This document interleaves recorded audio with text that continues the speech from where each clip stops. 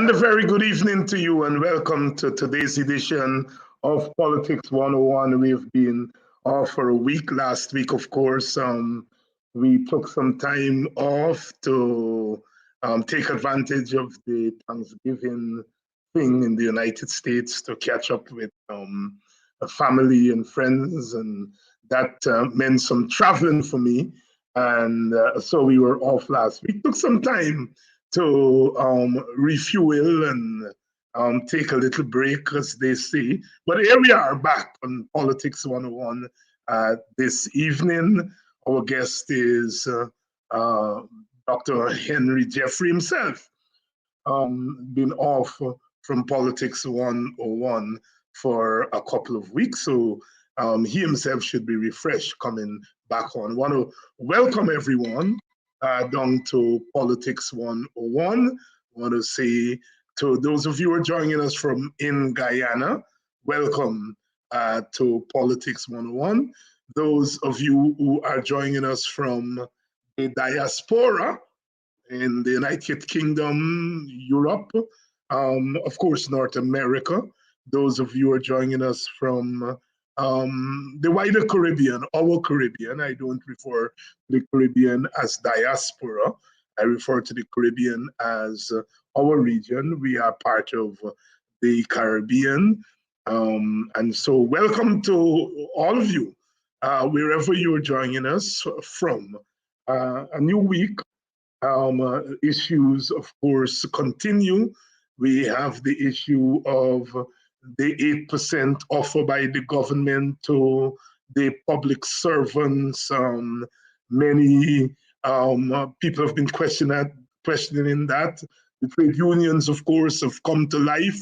Some of them, it's an old problem. It's not a new problem. What's new about the problem is that whereas past governments could claim that they did not have the funds to give a substantial increase to public servants, this government does not have that same excuse. So that is what is new.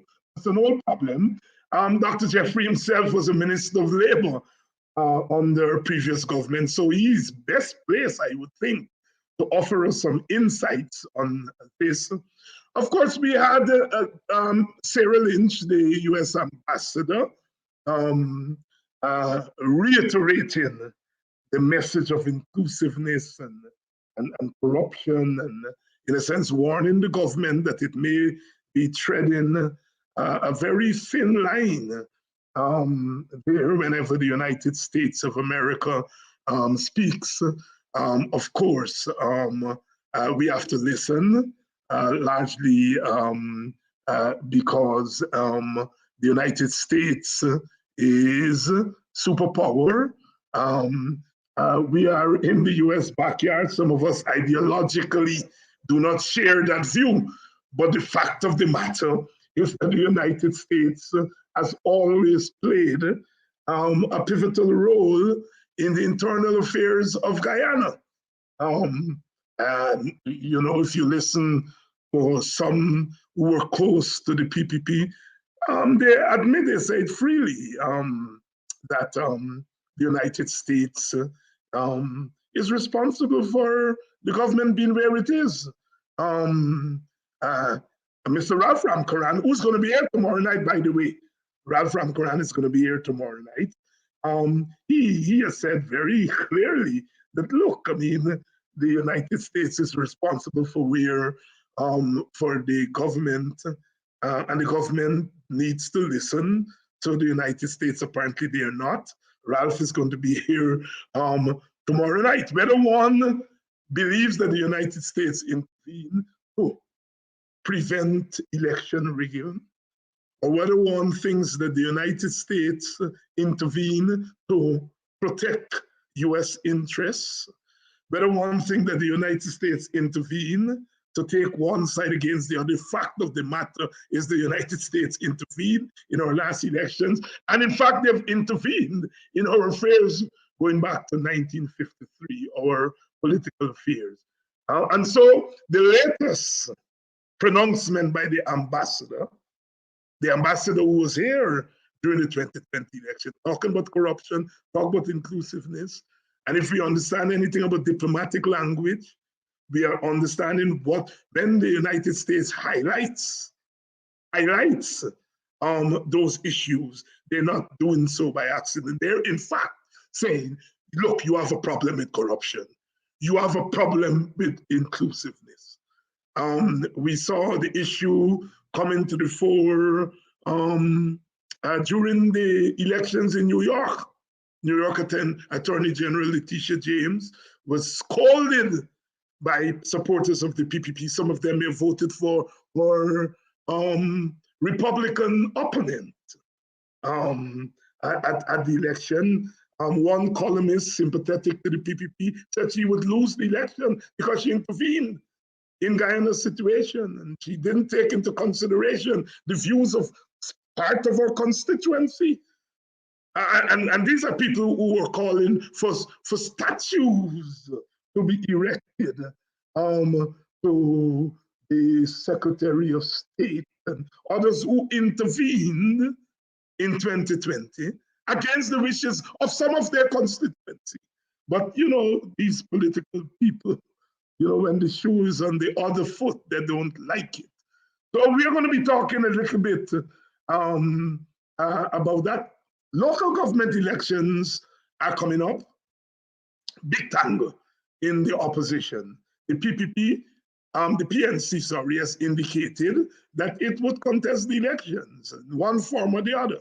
And the argument that it cannot allow the PPP to control its constituency. And so despite the fact that they continue to argue that the voters list is bloated, they most likely will be contesting the election with that voters list. Some say it's a contradiction, some say it's real politics. We shall see. The AFC, a partner in the coalition, has said that it will not contest the election. And the AFC has already said that it is leaving the coalition at the end of December. What impact is this going to have on opposition politics? Many are raising the question of whether the seats can be taken away from them and all of those things. You know, we're going to talk through. We're going to talk through some of these issues here tonight. So with that introduction, please share the link as you're accustomed to do. Please ensure that you let people know that Politics 101 is on tonight. Let's bring in our guests and start the ball rolling. Dr. Jeffrey, good evening. Good evening, David, and thank you for having me again.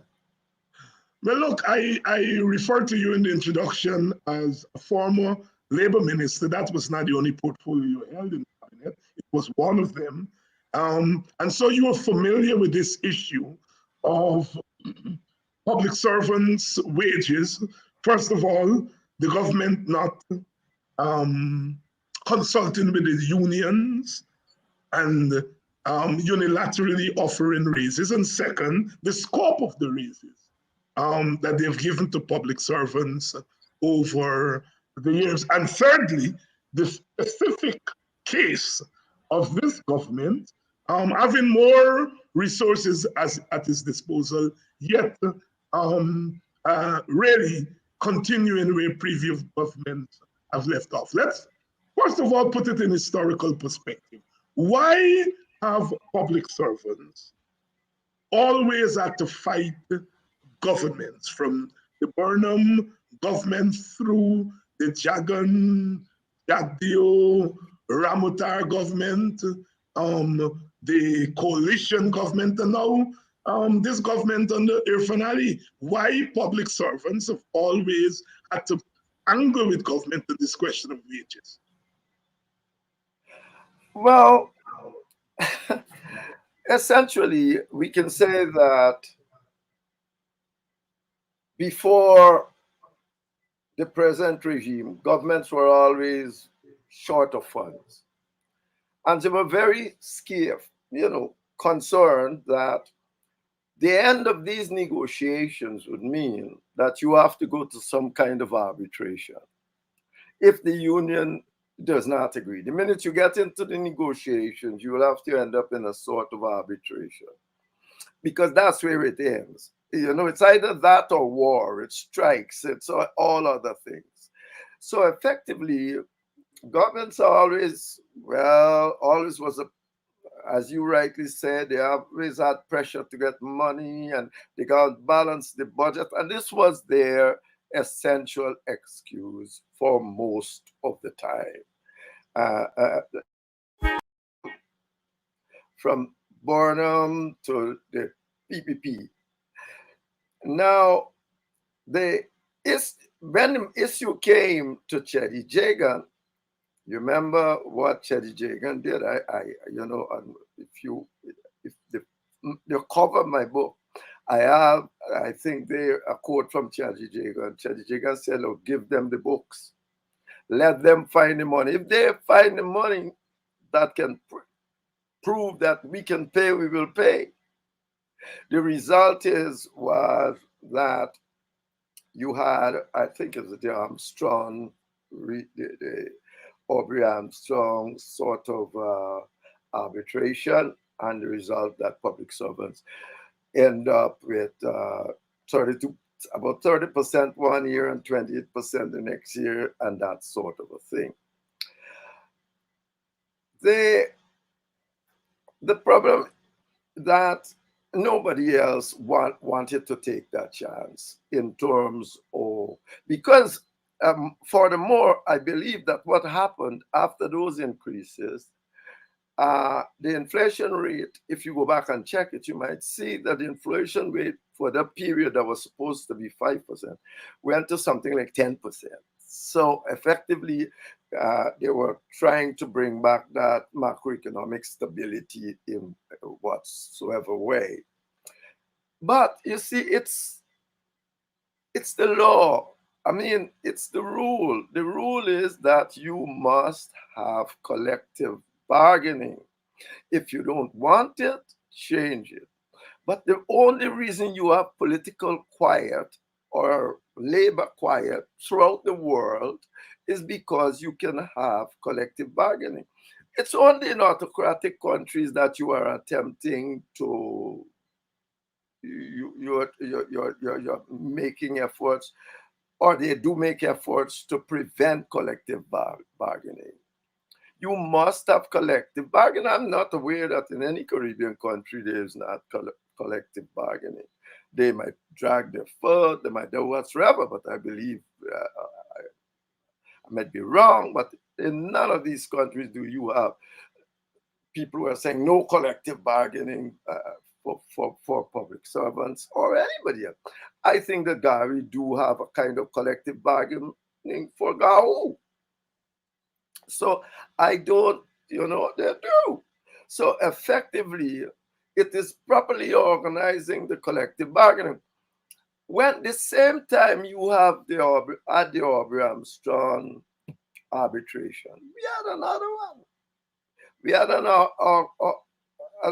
arbitration for the teachers, and that was chaired by Father Rodriguez. Yes, I remember that. Yes. Right. Same time, I'm Minister of Labor because, I said these are the rules. And, and Cheddi Jagan was alive, so the rules go good. And I think that Father Rodriguez gave the teachers something like 7 or 8, not more than 10%. I can't remember it. You raise these things if you had asked me, I'd check them out. But he gave them something like 7 or 8%, and that was the end of that.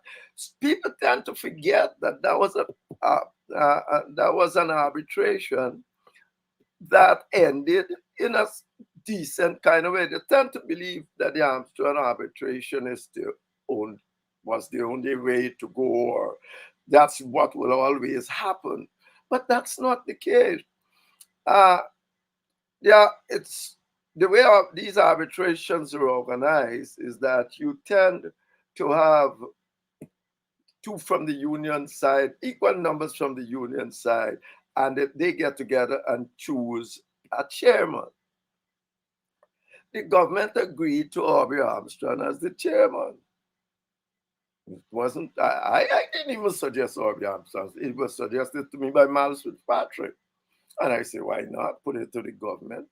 And the government agreed to Aubrey Armstrong. Down the road, they started making land. I never said I have Aubrey Armstrong. I was Minister Labor. I'm supposed to be neutral in this. Indeed, I'm going to tell you, and Aubrey's still alive.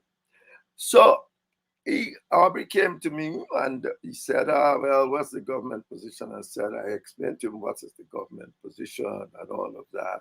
And that was that. I never even tried to influence Aubrey to do one thing one way or another. Whatsoever he did, he did. Now, you can't make that close you down in terms of arbitration all the time.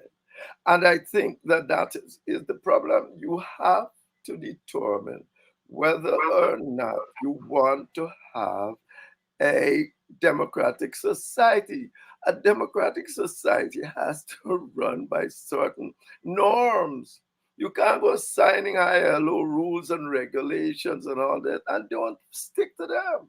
It's not. So essentially, that is something that, you know, Right. the PNC government did the same thing, if you don't mind.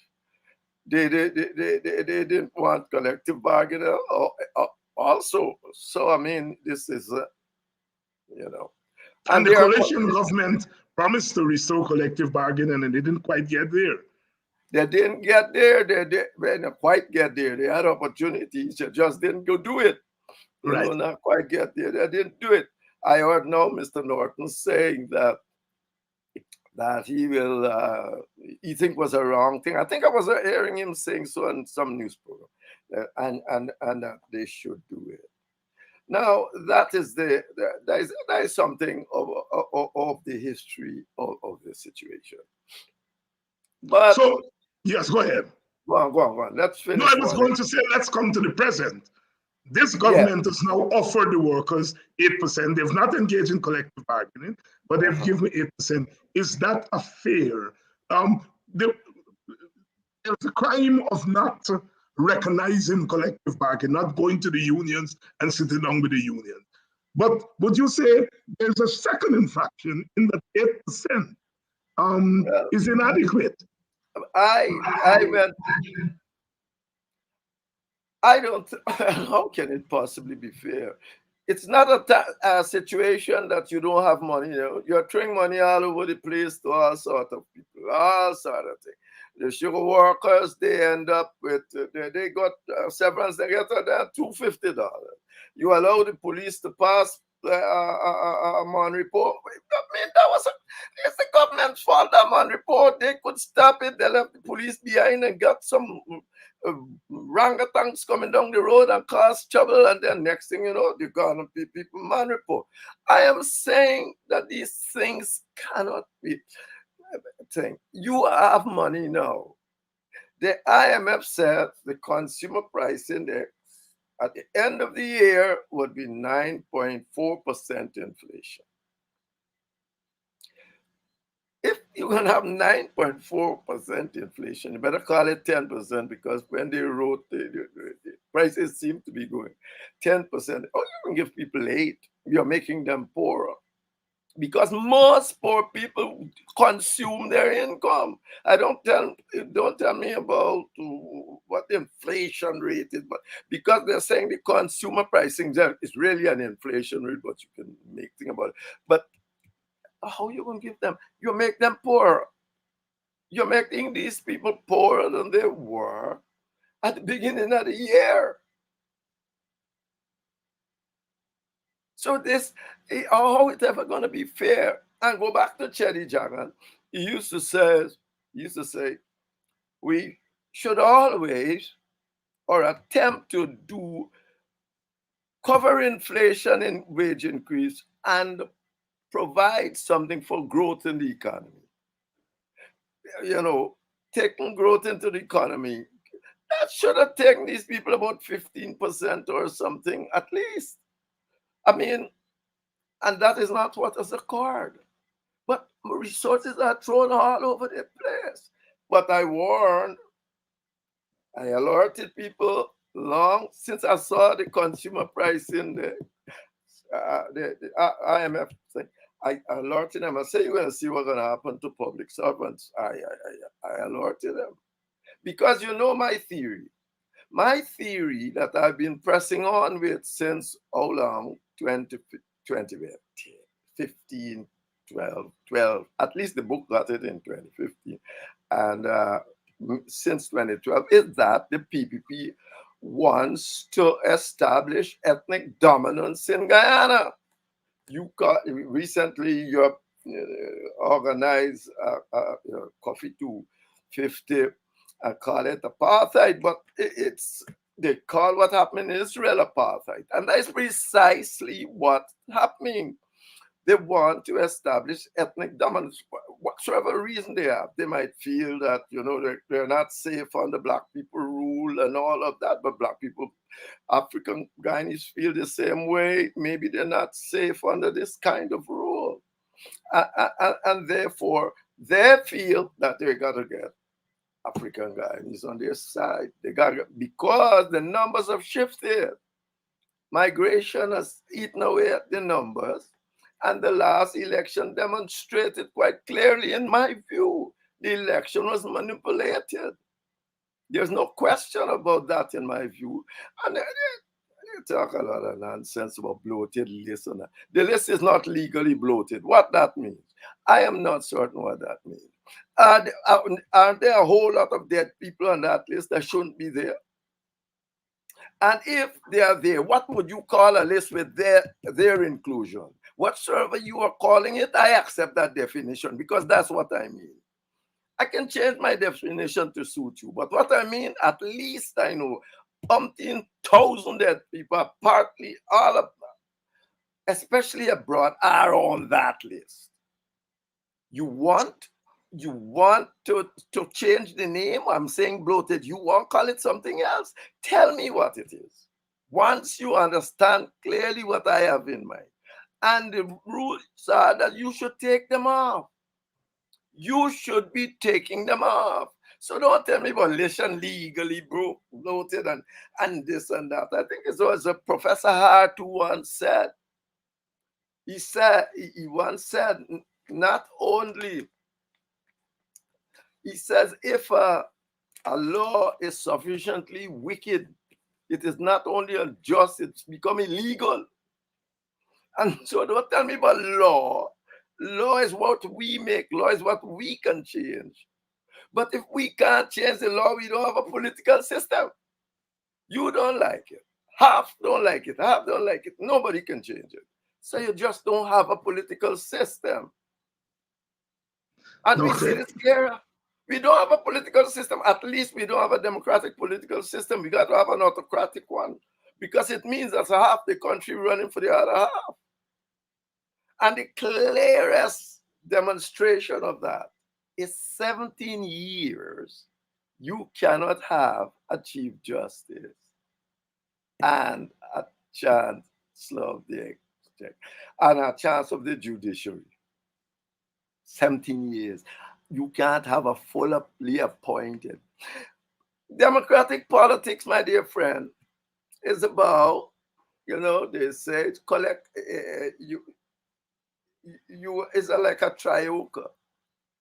Executive, the legislature, the judiciary. For 70 years, you running with a judiciary that can be corrupted easily. The judiciary is acting under your behest. Maybe you can get them away when you like. How you now got democracy? I would argue that Ghana is not a democracy at all. 17 years, you can't have a democratic discourse. You can't what is democracy, man? You teach about democracy is about compromise and discourse. If you can't have that for 17 years to get a central pillar of the political process, well, you got democracy. Yeah. You got something else. So I am not, these are the kinds of issues that we have to confront that what we have in Guyana here now, and the PPP now is not even talking to the opposition, much less have a chance to discourse. The PPP now, it means quite clearly that Guyana is an autocratic state. So the 8%, in my view, is just, I don't know. I mean, it's unacceptable. It's totally unacceptable in my view. Any cut sort of talk about 8%. Dr. Henry Jeffrey, they're making the linkage between the 8% and the quest for political domination. He also makes the linkage between the 8% and autocracy. Very interesting. The linkages are important. I was smiling when Dr. Jeffrey was speaking just now, because in my African American politics class today, we were doing African Americans in the judiciary. And some of my smart students ask, what can the Congress do to curtail the judiciary? And I give them the answer. Congress determines the pay, the salary of the justices. That's all. They can't do anything else, right? That's right. What can the president do? The president can pack the courts. If you pack the court, somebody carry it to the very court to find out whether the court backing is constitutional. In a sense, I was pointing out to them the independence of the judiciary, for good or for ill. Compare that to our Guyana, as Dr. Jeffrey was just saying, right? The stranglehold of the executive on the judiciary is scandalous. For those of us who have to teach this thing and think about this thing, it is scandalous. And the government gets away with it because the people, analysts, politicians sometimes don't do what Jeffrey just did. And that is to show the linkage between economics and the law, between economics and democracy, that we see things unrelated. And they're not related, that the 8% that is given to the public servants is grounded in something larger. And that's the point here that is being made on Politics 101 tonight. Good thank you to those of you, and thank you all for tuning in and welcoming us back after a week's break. We're not going away. We're not going away. We're Dr. Jeffrey, you talked about the bloated list and how key that is to democratic elections.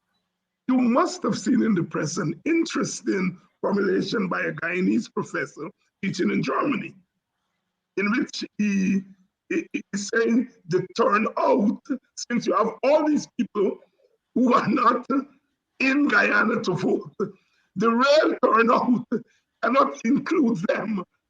The real turnout has to be about the people. And he says that thing is about the 90s.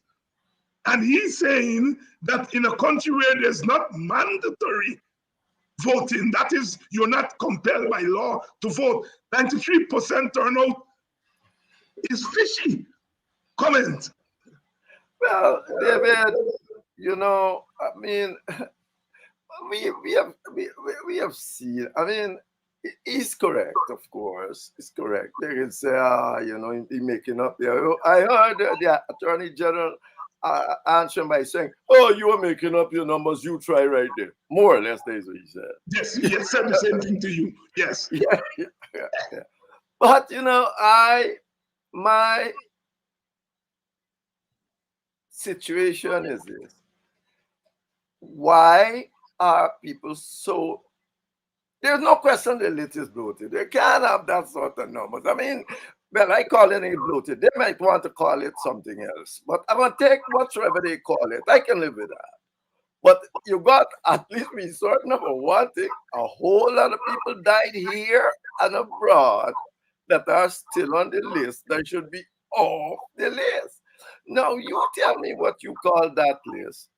And I'll use that same designation. And I still want them off the list.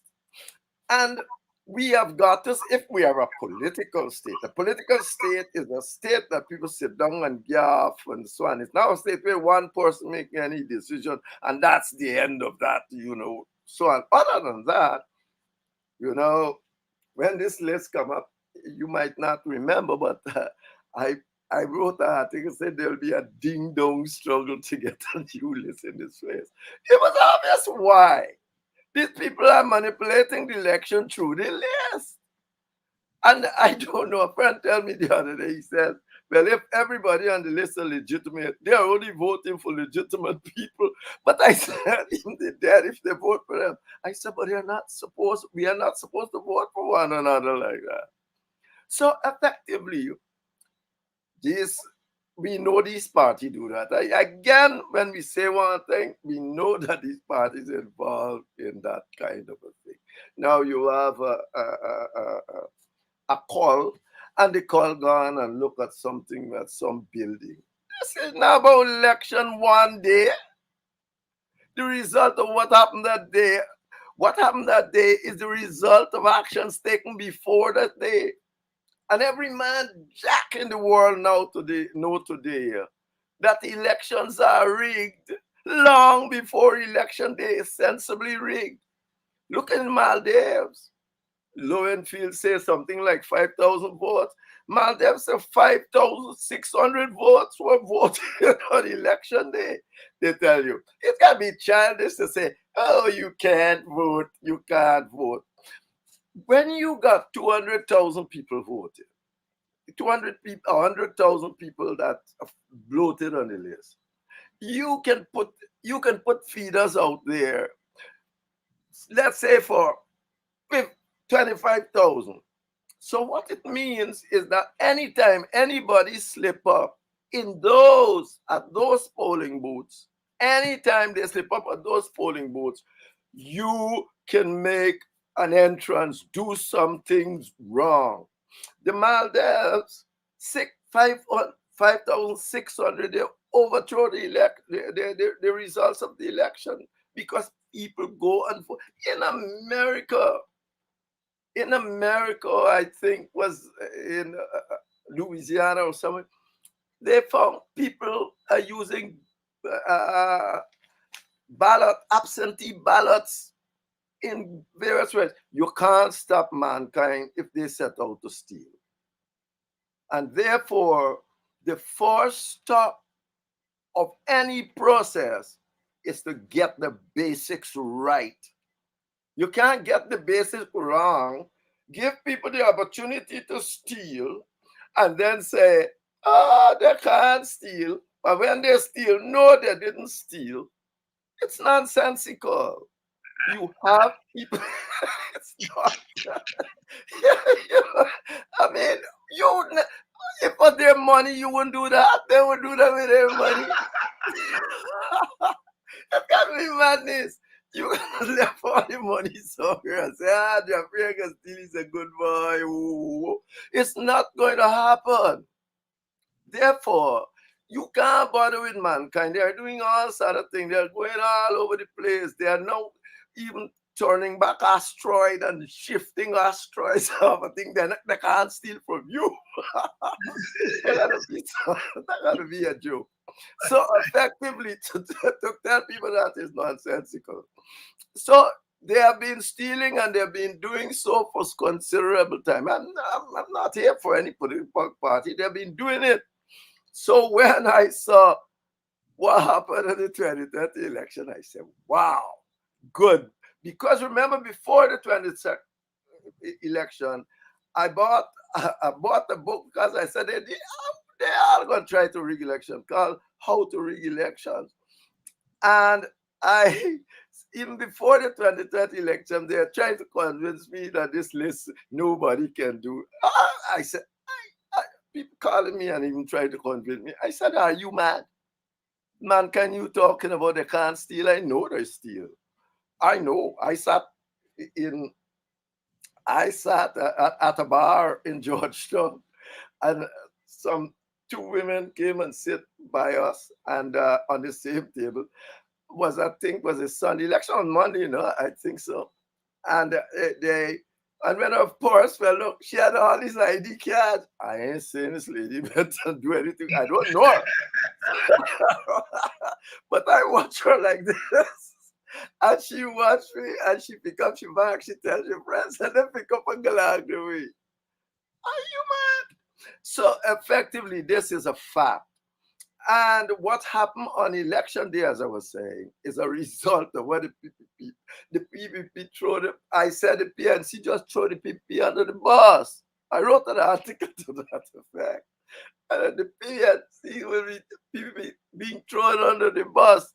Now they got some call, must focus on election day. They think people stupid.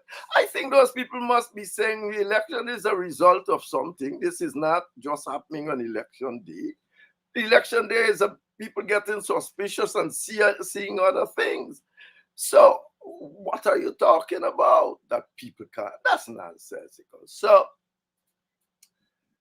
my own take about this, I think that once again we boil them to the same thing, you know, nobody's talking.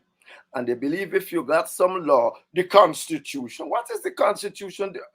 I wasn't made for the Constitution. The Constitution was made for me.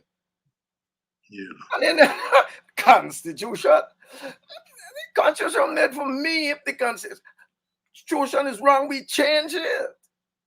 The American, look, when they were drafting the Constitution, they had to do all sorts of changing and jiggery-pokery.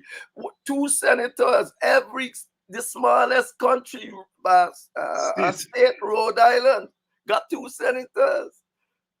Texas, well, 3 million people, one, I don't even know. Texas got 40 million, got 2 senators. You got to compromise. That's what politics is about.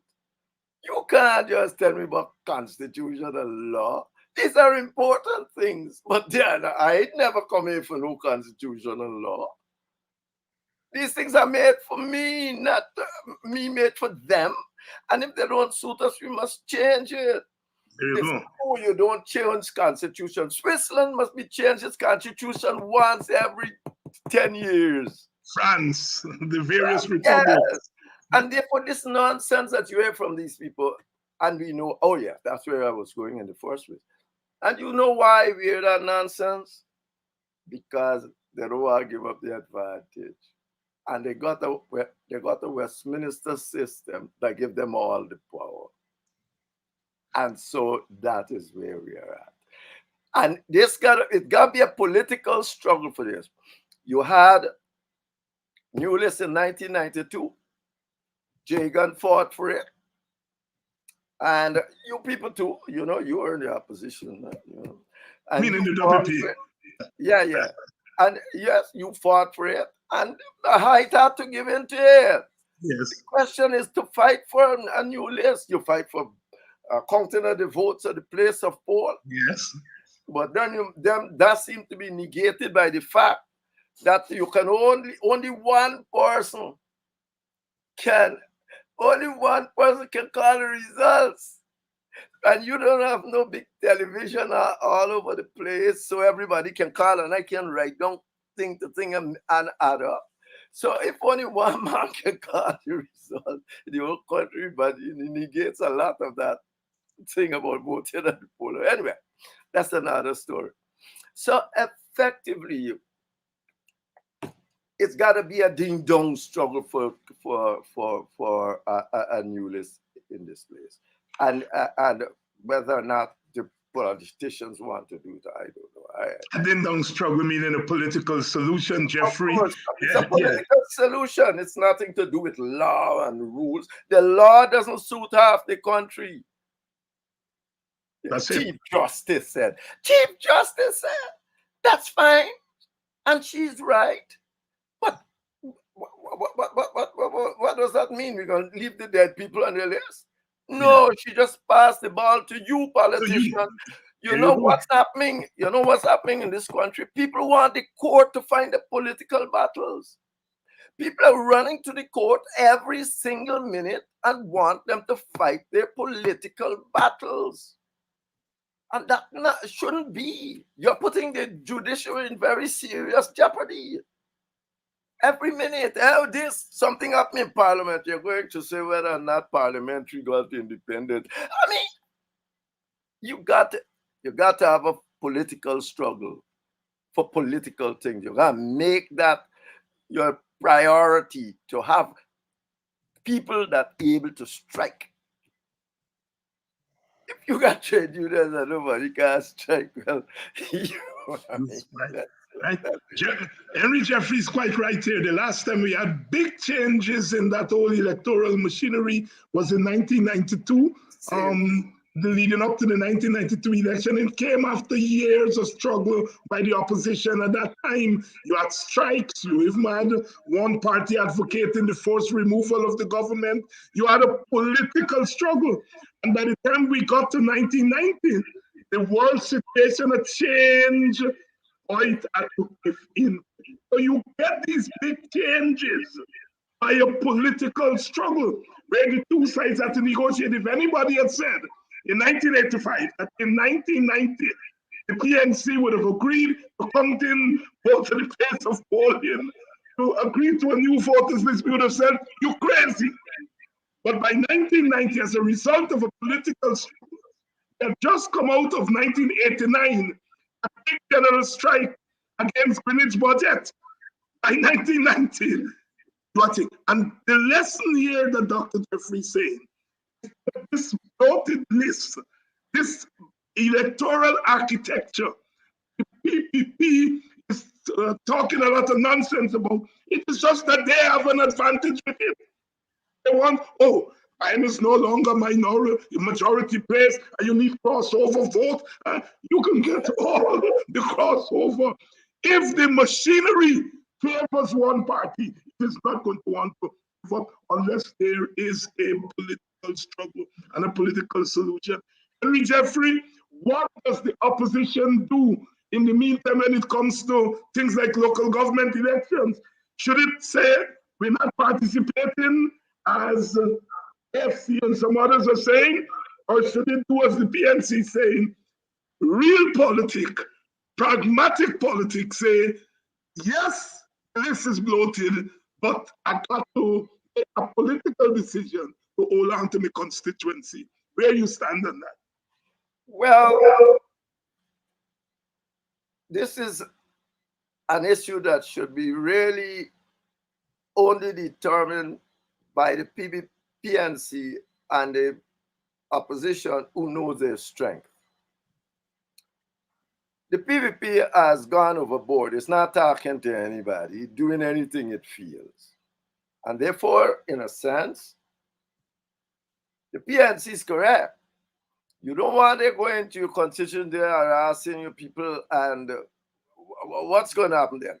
Do you have the capacity to stop them extra politically? If you don't have the capacity to do that, or if you think you're keeping that capacity for the future because there might be a bigger problem down the road, well, then they're right.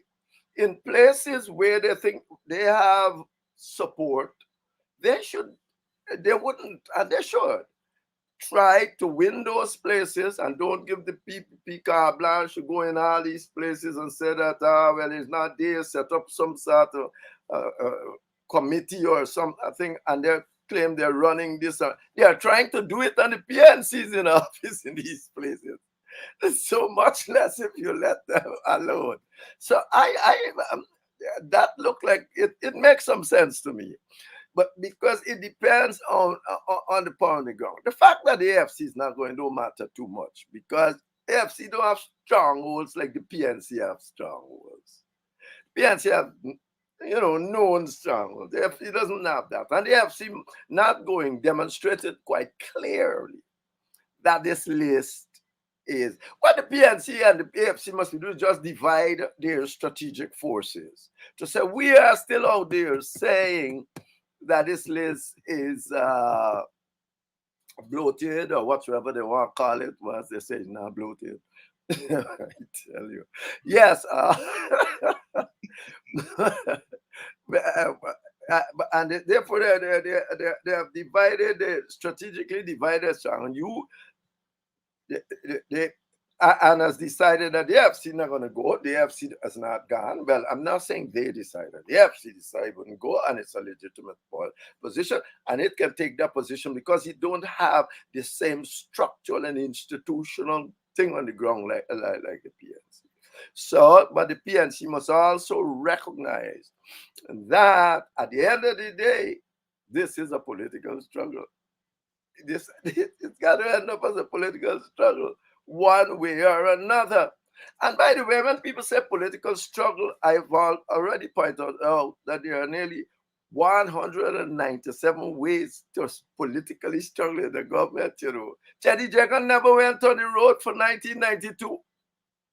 He ever went on the road? Did he go on the road one day? And he won 1992. He got all those things. So one must not think that political struggle means, you know, violence and going on the road. You go on the road when it becomes necessary, if you have to. I'm not saying you must ever take it out of your armory. But at the same time, I'm saying it's not a necessary thing. And I think you got lots of other things that can be done at this point of time to do. I'm seeing that some is being done, but yeah, it can be expanded. But so that's my take on that. Henry Jeffrey here on the political issues. Welcome to all of you who have joined us tonight. Some of you joined us a little bit late, but we're going at it as we usually do. Dr. Henry Jeffrey really laying it out here tonight, and that's what we do on this program, is that we take you behind the news, behind the rhetoric, and say, this is the subtext, because you have the text and the subtext. And sometimes when we go behind, we see clearly. There's the old adage, the old saying that you can't suck in and blow whistle at the same time. In fact, the PNC has to suck in and blow whistle at the same time here. I mean, they have to defend their constituency, but they also have to recognize that there must be a political struggle to get the changes in the electoral system. And it is why I've always advocated that even if the opposition don't agree, meaning the AFC, the WPA, the PNC, they don't agree on everything, at least they should hold one head when it comes to strategy. They may disagree on tactics. And so if the AFC and the WPA decide that they are for boycott, they must make the argument strongly why boycott is necessary. What are the advantages of boycott? Leave the PNC, this is the mass party, to make a pragmatic argument. And if they do that, they coordinate, people get a better understanding. Now, I am for boycott, but I recognize that I can, you know, as a WPA member, can talk about boycott because it's consistent with our brand of politics. We don't have the same kind of constituency on the ground. And the PNC, and I think Norton has been making that pragmatic argument. But what people need to do is to see the picture rather than see the thing in disjointed way. So I continue to urge the opposition, whether they agree on the large strategy or whether they agree on the tactical moves that need to be at least a strategy. They have to have a common strategy. Dr. Jeffrey, so we move from local government elections. Let's go now to one of your pet subjects, and that is the United States response to Guyana in the last year and a half. You heard Sarah Lynch addressing a think tank there in the United States, and she continues to pound away at inclusiveness and corruption. For the umpteenth time, what is she saying to the Guyana government? For the umpteenth time, I know you've been over this before. Your friend Ralph Ramkaran, who's going to be here tomorrow night. Ralph Ramkaran is going to be here tomorrow night. Well, please come in, because you may not agree with Ralph, but Ralph like Henry were in the PPP. They're now outside of the PPP. And they bring a perspective that might be interesting. I heard Ralph on the Freddie Kisum Gildari show he said that Sam Hines attended his resignation and then walked back on his resignation and was abused by them. And it's one of the reasons that he didn't walk back when he resigned from the PPP. I'd never heard that before. Of course, and somebody else, some other person, he said, I'd resigned. Henry, you may know you work inside the thing. I'd resigned and walked back, and they were abused. And the host and the Kisum program slide past that. They weren't interested in that. They wanted him there to condemn the coalition and so on. But I am interested in why Sam had resigned and why he walked back and the abuse that he got. So when you get people like Ralph Ramkaran, Henry Jeffrey, who were in there, you get to get a perspective that those of us who have not been in there don't have. Henry, were you there when Sam resigned? I was there when I was told that Sam resigned. And no. I was aware, and I was aware of the reason too. And I'm telling you the truth here. As you were speaking, I'm trying to remember the reason. Because if I remember, I would have tell you. Yeah. No. Once it is not something that would, make things bad in terms of relationships and so on. But I would have told you. And I heard it. Indeed, Sam resigned. I can't remember this. That's what I'm telling you. But anyway. Ralph is coming tomorrow night. Obviously, let him tell you. He remembers. I could remember by the end of the night. I'll remember too. I can tell you. It's gonna happen. But I mean, I just put that down well. So viewers, Ralph is coming in tomorrow night, and Ralph knows that this audience is primarily supporters of the opposition, but he also knows that we try to cultivate on this program critical analysis. So that you will hear on this program sometimes that, look, this happened under the coalition, and so on, and we try to put it in perspective. Jeffrey, the American ambassador, Sarah Ann Lynch. Well,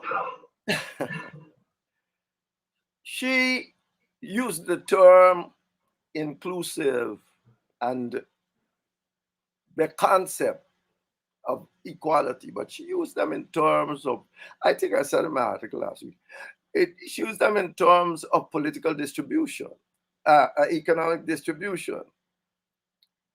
Well, politicians, and I think I use if politicians are in a political party, politicians are normally in a political party. Only maybe like myself and in a political party. But if you are there, effectively what happens is that you got to not only build your base and let your base but let your base know that you are doing something for them. It's not, yes, you go to your base and say, I'm working this equally, and I'm thinking half of the people going to say no, and the other half some going to turn from you. But when you are in a situation like Guyana, where you have a political party set upon ethnic dominance, it has to clearly demonstrate to its constituency all the time that it's doing things for them. And it is. That is the situation. She's saying, essentially, we are encouraging them. I try to show that even America encourage politicians to go against their constituency and their wishes. So she can try as much about encourage. This issue is not about encouragement. This issue is about what the State Department is saying. The State Department is saying this political system has to change. The winner takes all system in Guyana must change, because you can't even sit down and make a decision about the Chief Justice and the Chancellor and the Chief Justice. It is that bad. So you have to have a legal stake at the table. So compromise will come about within that kind of a framework. Forced compromise. But the two large ethnic groups need a place at the table. This is not begging nobody for anything. You have to get rid of the winner-take-all political system. The constitution has to change. And there's no way the PPP or anybody else should be allowed to sit there and say, oh, well, the constitution got to change, and oh, there's no change on that for now. It's not change with that for now, because the opponent you're facing can't force you. What did Hoyt do? 1997, after 1997, you went and got constitutional change. You had. And why? Because Hoyt could force you into it. That is what politics is. Unless you can do it, no court can help you. No court can help. Hoyt went and had constitutional change. So nobody must sit down and tell me, it might tell you, but you must tell me that the law said the constitution was made for me, and I'm going to remake it for me. You are not going to tell me any old law. People who say that are benefiting from the present outcome. What I want is for Guyana, all of us, to benefit from this outcome. And we will not benefit when well, it's worse. No, because you're not even talking to one another. You couldn't compromise before, but now you're not even talking.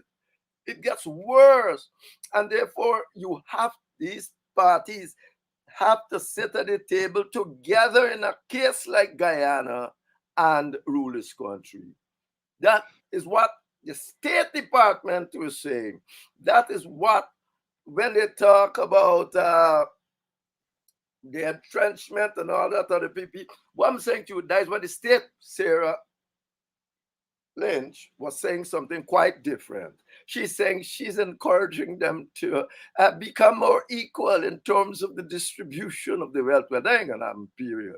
But I've said, the PPP want all this stuff, this talks stop about there being discriminatory in relation to distribution. Let them have an ethnic audit, ethnic disparity audit.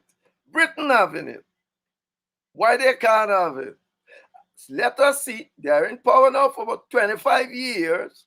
Let's see where wealth is, where wealth have gone, who benefit, who didn't benefit. They want this, they talk and stop. Well, let them make it difficult for others to make the case, because they have resources, they can do it. I think I asked the Prime Minister in my week before last article to say, Chief, you tell them do though, because you're the Prime Minister now. You can take charge of this ethnic disparity audit. Sit down and talk, you talk with everybody and come up with this audit, and let me see who got all the wealth and who got most of the wealth since the PPP has been in office. Don't worry, the 3 years the PNC been in office. God, that's nonsense. By the time the 3 years was finished, Sharon Das had them running all helter skelter. They don't worry politics. So effectively, that is what we want. Do an ethnic disparity audit. Britain doing it. In Kosovo, the Americans and Europeans forced it upon the Serbs. So effectively, you do it. And then you will have better case to go and say, look how this wealth is nicely distributed throughout Guyana. But you can't do it. Henry Jeffrey there, as usual, having frank but critical discussion of our politics in Guyana. We've come to that time. I know Sherrod is waiting because we are streaming on part of his platform on his platform. So we gotta go. It's 8 o'clock, Henry. I know it's been a long time and a lot to talk about, but you will be back in short order. Thanks for coming on. And to you, our audience, thanks for welcoming in us back after a week's break. Tomorrow night, Ralph Ramkuran, former speaker, former PPP member, founder of ANOG, Henry was part of the ANOG beginning. And we're going to have a frank discussion with Ralph Ramkuran here tomorrow night. Good night. Good night. And I'll see you all tomorrow night, where we will continue our discussion.